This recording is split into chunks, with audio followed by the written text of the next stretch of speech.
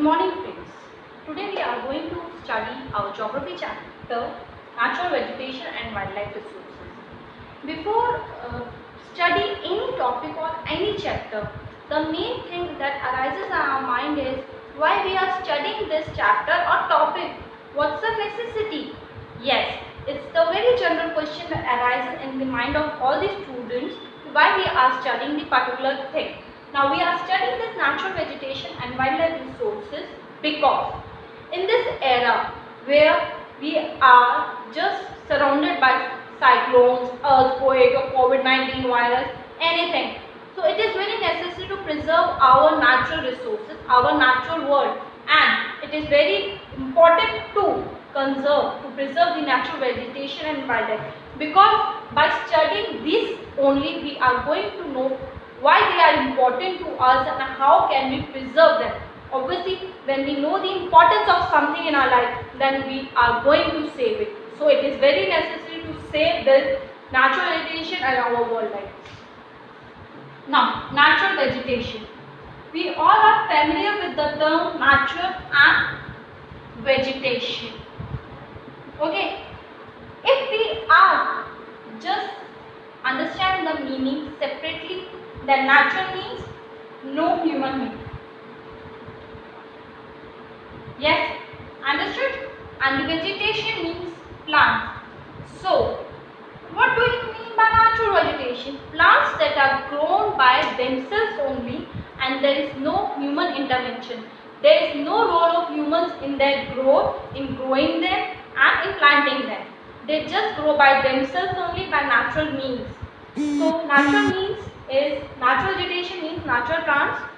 Now we are classifying, we are seeing this natural vegetation all around us besides our home. If we are going to some forest or we are going to some areas that doesn't have any kind of human habitat, then we also see the plants over there. So is there some human that go there and just plant that? No, they just grow by themselves only. So I think the natural vegetation is very much clear to you. Now here we are talking about the distribution of natural vegetation. Here distribution also means the classification. Okay. Now if we are talking about the distribution of natural classification or the natural vegetation, it is divided into 4 parts. Yes, we are having 4 categories in it. And I think first one is very much clear to you. You are very familiar with this term, forest. Second one is grasslands. Now the third one is scrubs. Fourth one, tundra. Yes. Now, forest. Generally, they are having forest on those areas, that is having high rainfall. Yes. Now, why I am talking about the high rainfall? Why we are not having the plants or the scrubs in this region? Now, forest is having a good quantity of plants, trees, and these all plants and trees need good water supply. What they need? Water supply, and that should be good. Now, how they are going to get water supply? We are not going to forest and just watering them with our buckets or tubs. So there should be some natural source of watering them, and this natural source of watering them is rainfall. So basically forest is found in those areas which are having high rainfall. Okay. Now coming to the grasslands part. It is having moderate.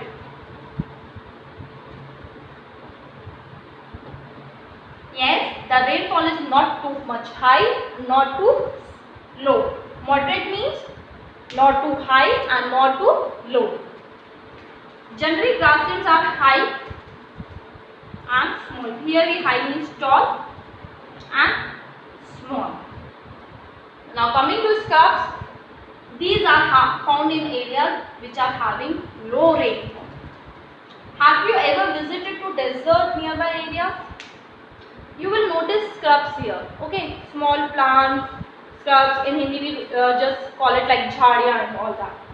Now these scrubs are found in desert areas only. Because in desert areas we are having very low rainfall, and we are all familiar with this problem. In desert area there is a scarcity of water.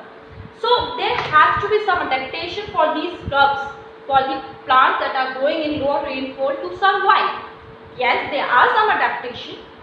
First adaptation is they grow, their roots just grow very deep inside the earth. Yes, and now from the earth they just penetrate, they just absorb the water. Now due to some physiological process, obviously water will be evaporated in the atmosphere to protect these physiological processes and to minimize the water loss.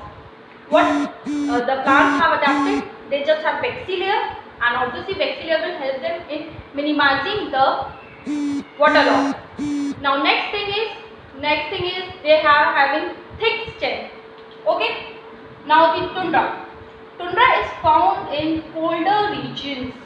Yes. These includes moss and lichens.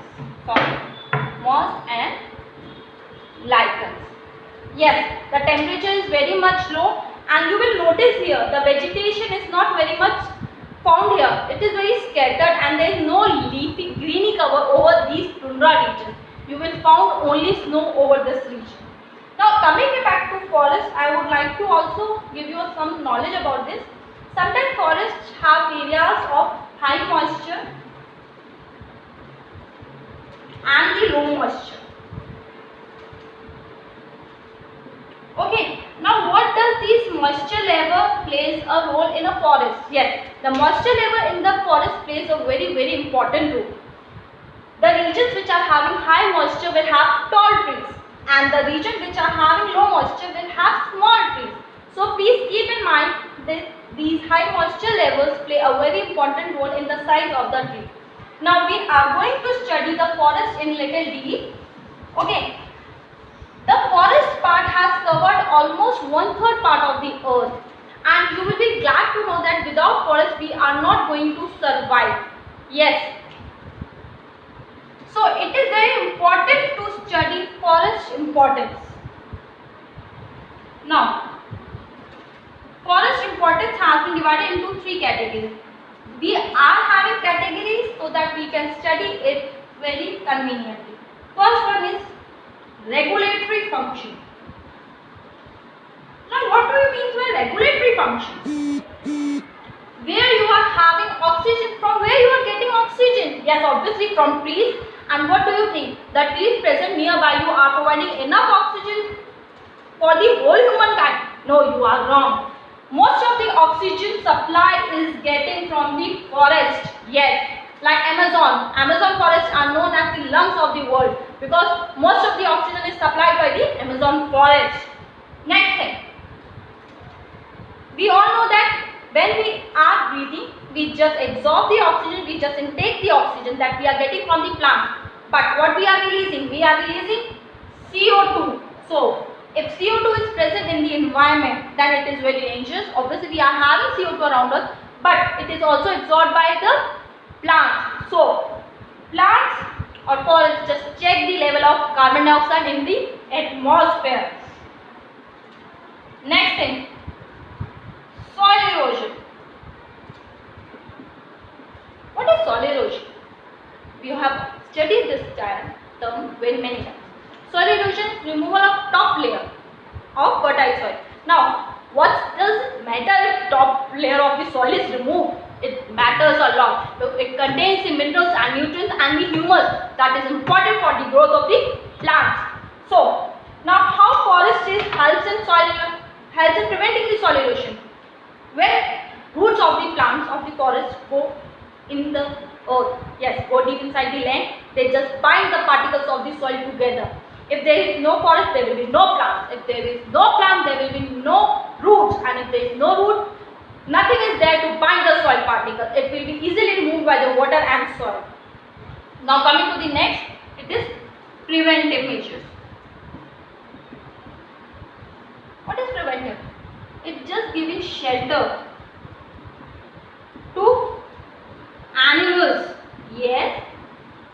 Where does animals live? Animals live in forest, and if there are no forests, they are going to live with us and they are going to eat us.